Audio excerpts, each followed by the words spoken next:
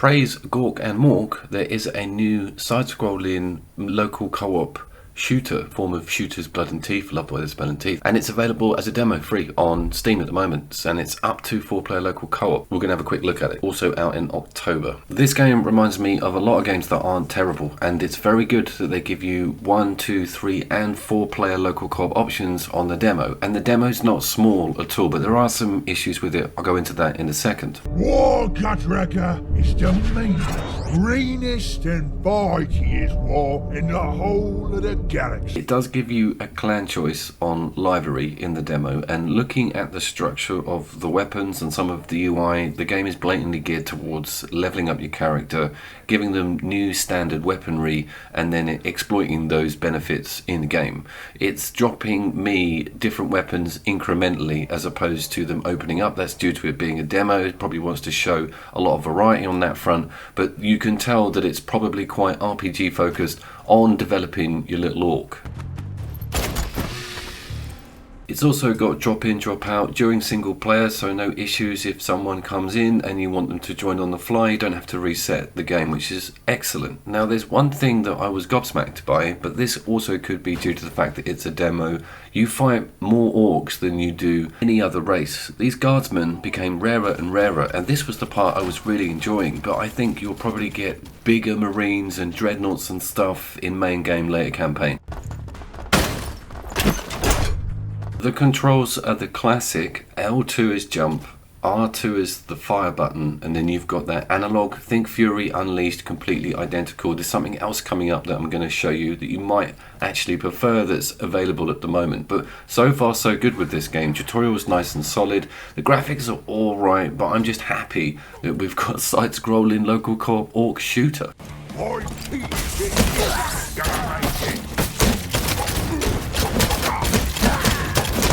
Is it manageable with 2 people? Yes, but it does get a bit mad because you've got green skins everywhere. I thought they'd start to pump in different Imperial Marine classes, even some high-ranking Imperial Guards or some Ogres, something to mix it up other than fighting other orcs. It probably saved them a lot of time on the character modelling, to be fair. I was waiting for a proper sprout. The Gretchlings are quite fun. It does put you in locked arenas with a countdown on killing everything in order to progress, and you also have a choice on loadout with your melee.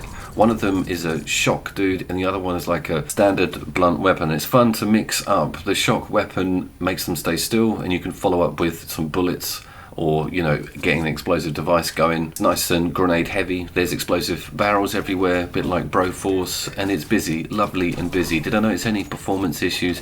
There is a slight bit of issue when you add another player. I'm going to show you some of the single player stuff. It's smooth as butter. Things get a tiny bit juddery, but that's just to be expected. Demo, indie studio, 4-player, I imagine it would be very noticeable. It seems to scale as well, pushing more at me when I'm going at this on a local co-op level.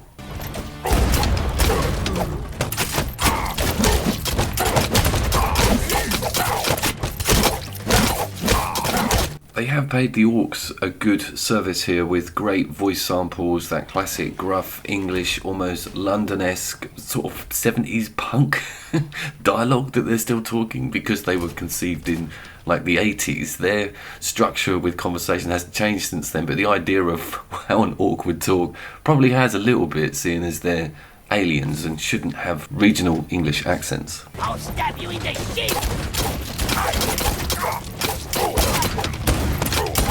What is the Dakar like, or weapons? Really great. I love the shotgun. It's got a kickback on it. You've got a triangle for revolving your weapon wheel, and it's great to get a big machine gun in, or you've got that storm bolt that's got a big impact on it. They haven't skimmed on the weapons, and I can tell that's going to be an area that will probably be huge. It is also coming out on all platforms in October. I'm talking Switch, PlayStation 4. This is really great news. We need more local co-op 4-player games like this on those systems, so that was awesome. It's got all the traits of being a Steam, you know, exclusive or staying on Steam.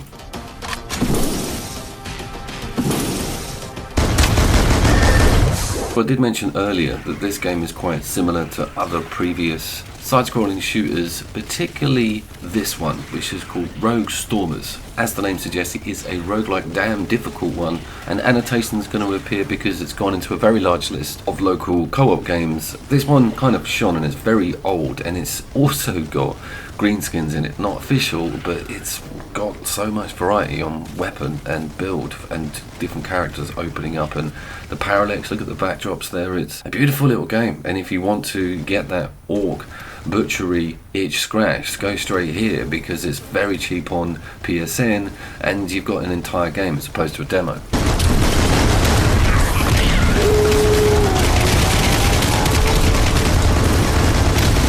This is some single player footage, a lot more snappy. I've put the frame rates on uncapped, so it does quite well on keeping it nice and pegged and very high. It's a smooth, hectic, a very fluid controlling game, so quite impressed with its single player. There is no huge drop when you add people, but I'm a real stickler for frame rates, and I kind of saw a little bit of adjustment and some on resolution as well, because it's got quite a lot to cope with. The game will get very busy if there's like 3 or 4 of you jumping around on the screen.